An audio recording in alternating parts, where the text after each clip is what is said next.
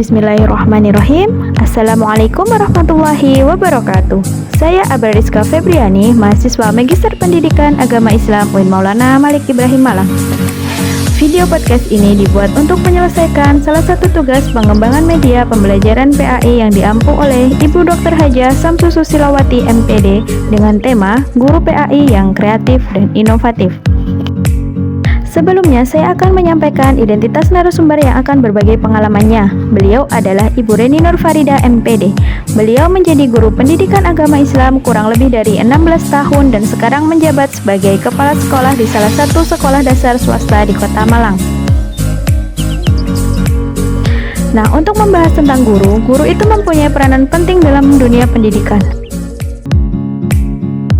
Peran guru akan tetap diperlukan, walau dengan perkembangan zaman dan teknologi yang semakin maju. Teknologi memang memudahkan segala urusan manusia, tetapi tidak dapat menggantikan peran guru. Zaman terus berubah dan berkembang. Hal ini juga akan mempengaruhi dunia pendidikan yang akan berkembang sesuai dengan dinamika peradaban manusia. Pendidikan di masa lalu dan cara guru mengajar akan sangat berbeda dengan masa sekarang. Karena itu, seorang guru juga harus bisa mengikuti perubahan tersebut dan menyesuaikan diri agar tidak ketinggalan zaman.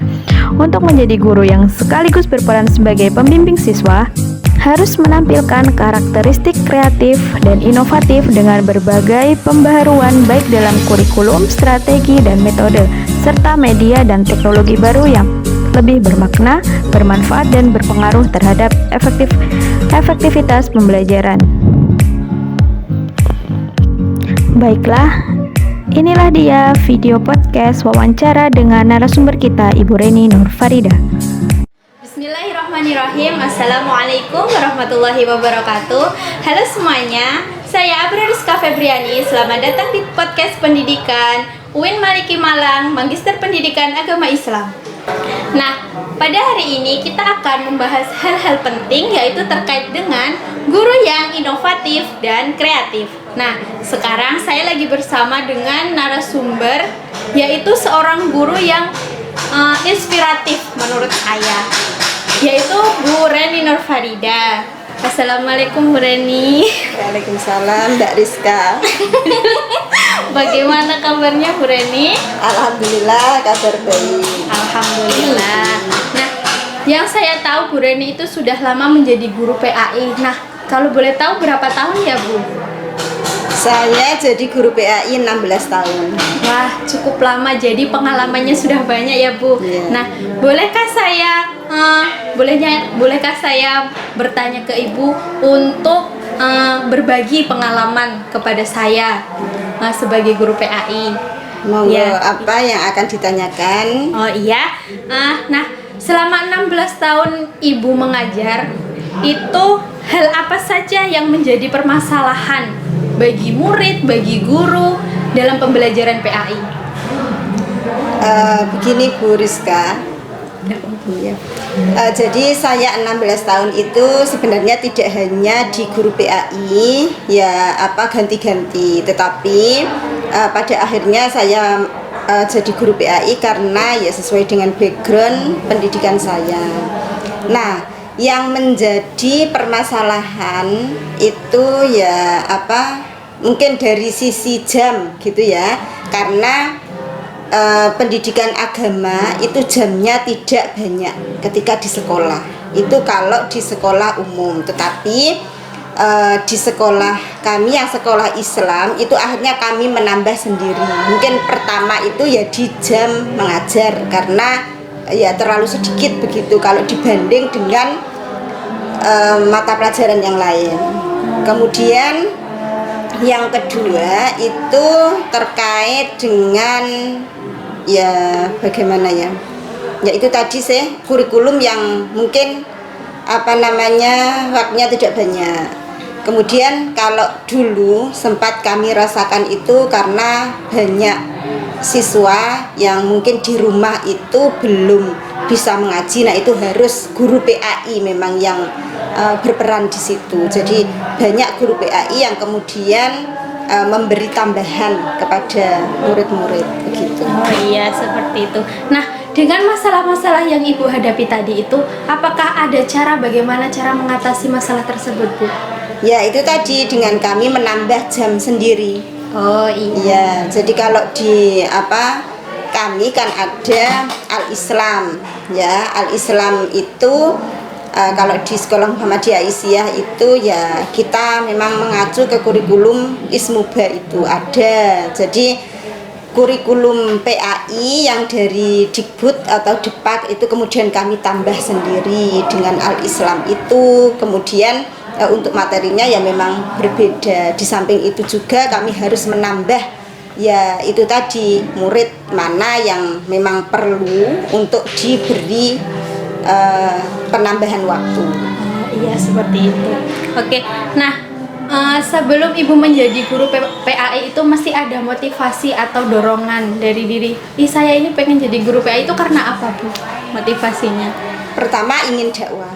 Oh, Masya Allah ya, Bu. Kemudian yang kedua ya memang Mbak Rizka, saya itu senang gitu dengan pelajaran-pelajaran agama mulai kecil. Jadi ketika kami itu memutuskan ingin jadi guru ya pengen jadi guru agama begitu. Iya.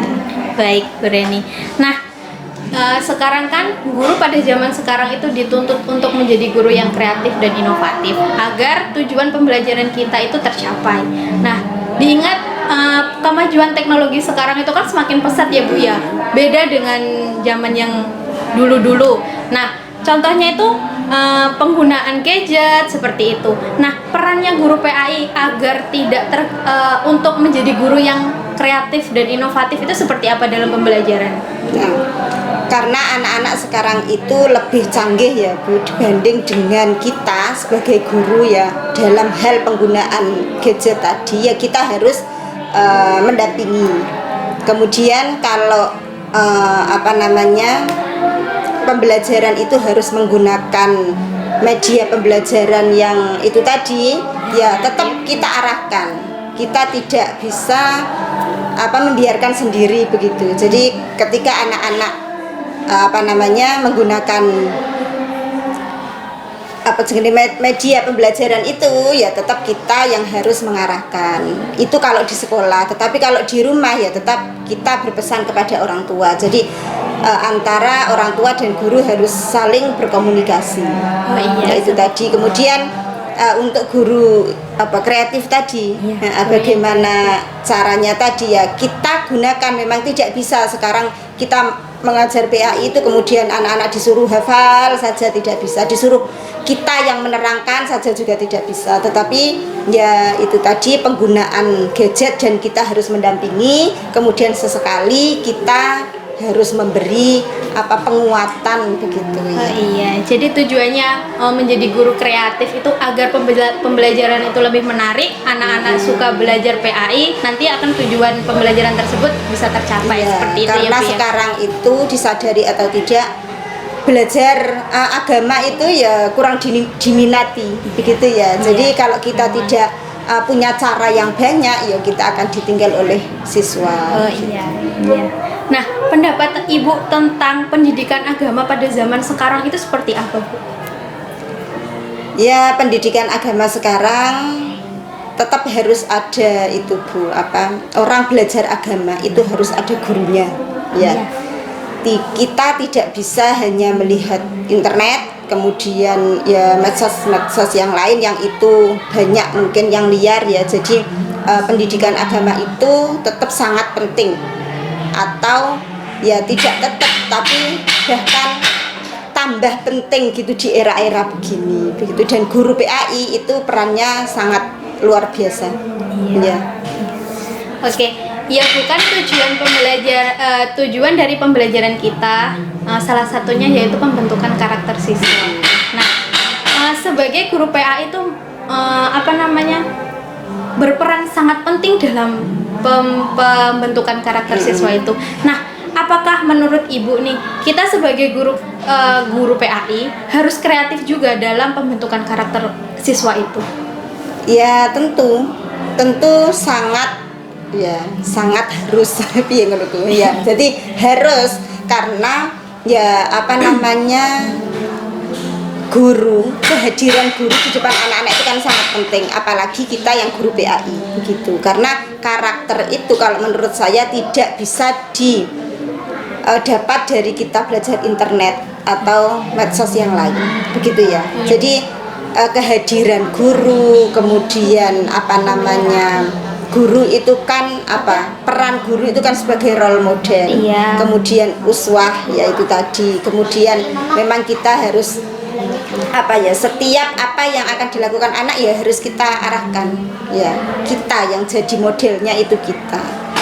Jadi ya kalau menurut saya kehadiran guru itu akan lebih penting ya dibanding dengan metode ataupun misalnya kurikulum. Kurikulum itu penting, tapi yang lebih penting adalah metode. Metode itu penting, tetapi lebih penting kehadiran guru. Dan kehadiran guru dalam hal ini adalah kita ikhlas mengajar, itu akan lebih penting daripada kita hanya hadir gitu saja. Ya, tentunya mengajar dengan hati. Nah, itu maksud saya. Oh iya. Nah, selanjutnya Bu ya, apakah ada tolak ukur suatu kreativitas seorang guru PAI itu? Apakah ada tolak ukurnya?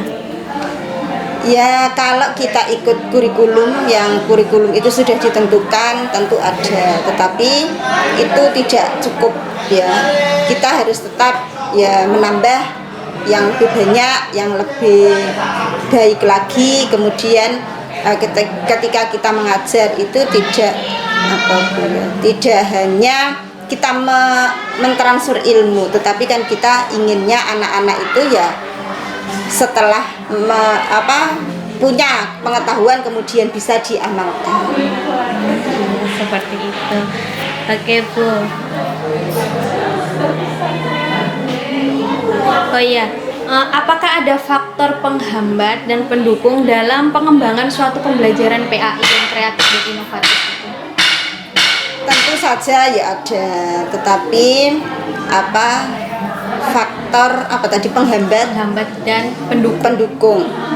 Ya kalau kita faktor pendukung itu tadi ya mungkin kalau sekarang harus banyak sarana dan prasarana, atau ya itu tadi media pembelajaran yang bagus untuk anak, tidak harus mahal ya.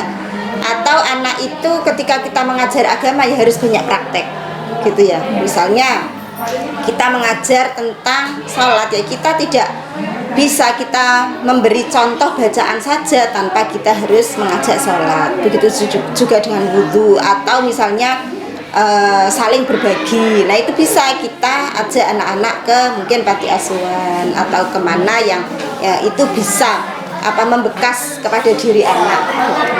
Ya, jadi praktek lebih penting. Untuk faktor penghambatnya? Faktor penghambat ya banyak sih sebenarnya, terutama untuk masa-masa sekarang ya Bu Rizka. Jadi anak-anak itu kan pengennya ya senang-senang, pengennya lihat gadget itu setiap saat ya. Nah itu akhirnya keinginan atau minat belajar, apalagi belajar agama itu ya kurang begitu. Nah itu mungkin. Nah kita sebagai guru agama ya terus harus memotivasi begitu ya, agar apa yang diajarkan oleh Rasul ya melalui hadisnya, kemudian firman Allah itu bisa nyampe kepada anak-anak, sehingga anak-anak itu tidak banyak gadgetnya daripada mengaji. Seperti itu. Nah, kita membahas lagi tentang karakter peserta didik Bu. Nah, selama Ibu menjadi guru PAI, ada pembiasaan apa aja untuk membentuk karakter anak didik itu menjadi lebih baik gitu? Kalau yang di kami banyak ya, mulai dari pembiasaan disiplin itu setiap pagi ada pembiasaan apel pagi. Nah, apel pagi itu kan saya katakan tadi mungkin pertama disiplin, kemudian yang kedua itu adalah tanggung jawab, karena anak-anak kelas atas itu akan memimpin adik-adiknya dalam hal baris mungkin. Kemudian di samping itu disiplin, tanggung jawab, kemudian yang ketiga itu apa ya Bu? sebentar. Yang ketiga itu mungkin anak-anak bisa tepat waktu gitu ya. Terus berani, maksud saya tadi berani. Jadi kan tidak semua orang ya, kok anak, kadang kita itu kalau berdiri atau harus ngomong di depan itu kan rada minder begitu ya, rada grogi. Nah itu kita biasakan. Jadi mungkin di satu kegiatan itu ada 3 bahkan 4 lah yang bisa membentuk karakter anak. Yang pertama disiplin, yang kedua jadi pemberani, kemudian tanggung jawab, dan yang keempat tepat waktu begitu. Setelah itu ada sholat ya, sholat berjamaah. Kemudian setelah itu ngaji. Nah ngaji kalau di kami itu ada tahfidz Quran tematik. Tidak hanya anak-anak itu menghafal Al-Quran saja, tetapi ada maknanya yang di situ nanti kita semua berharap ya anak-anak itu bisa mengambil hikmah dari apa yang dijelaskan dalam Al-Quran itu, karena banyak kisah-kisah yang diajarkan itu kisah Nabi, kisah orang soleh begitu. Jadi anak-anak bisa mengambil hikmah dari situ. Jadi ada pembiasaan tentang hafalan surat sesuai dengan kisah Nabi ya Bu ya? Iya. Nanti dari situ juga bisa diambil sikap dari Nabi tersebut untuk menjadi begitu. keteladanan siswa-siswa di sekolah gitu. Iya. Berapa menit Bu Wit? 14 menit? Kurang 14 menit. Oke. Oh iya Bu, ini sebelum kita akhiri ada pertanyaan terakhir yang sangat penting bagi saya dan juga mungkin bagi teman-teman saya. Pesan-pesan untuk guru-guru PAI zaman sekarang itu seperti apa Bu? Monggo disampaikan. Kalau pesan guru PAI ya, yang pertama mungkin kalau saya itu kita perdalam ya ilmu kita dulu. Ya, tetap kita meskipun kita sudah jadi guru PAI, belajar tentang agama itu tetap harus kita lakukan. Karena tidak bisa kita sudah cukup ilmu kemudian kita terserah dan mengajar anak-anak, tidak bisa. Tetapi ilmu itu harus kita tambah terus ya, karena ya Nabi sendiri kan sudah ya menyampaikan itu ya dalam hadisnya itu kan kita diwajibkan ya, seorang muslim itu diwajibkan menuntut ilmu mulai dari buayan sampai ke liang lahat. Nah apalagi yang kita sebagai guru PAI itu harus menyampaikan terkait dengan agama ya. Jadi pengetahuan tentang agama kita tidak boleh bosan untuk mencarinya. Kemudian yang kedua, untuk menyampaikan itu tadi kita harus lebih berhati-hati ya, terutama ketika kita mengajar di usia SD itu kan, karena kita mendasari anak-anak itu harus sangat berhati-hati sebagai guru PAI. Dan kemudian yang ketiga yaitu tadi kita sebagai guru PAI itu harus punya kreativitas ya, kita harus inovatif dalam mengajar karena tidak bisa di kondisi begini, di zaman yang serba canggih ini kita mengajar anak hanya disetelkan video saja, tetapi kita harus bisa menyampaikan, kita harus punya banyak cara gitu. Jadi intinya guru tuh harus kreatif dan inovatif ya, apalagi guru PAI ya, karena sebagai guru itu kan punya empat kompetensi itu ya. Nah 4 kompetensi itu harus dimiliki oleh semua guru. Tetapi kalau guru agama itu ada tambahan spiritual, kemudian kepemimpinan, leadership itu harus ada, itu sebagai guru PAI. Oke, terima kasih Bu Reni, sudah banyak sekali pelajaran yang telah disampaikan. Mungkin pengalaman Ibu bisa buat pelajaran kita semua, dan pesan-pesannya itu sangat memotivasi kita untuk menjadi guru PAI yang lebih baik lagi. Oke teman-teman, cukup sekian pembelajaran yang bisa kita ambil dari Ibu Reni, seorang guru inspiratif yang menjadi kepala sekolah di SD Aisyah Malang. Sampai ketemu lagi di podcast selanjutnya. Wassalamualaikum warahmatullahi wabarakatuh.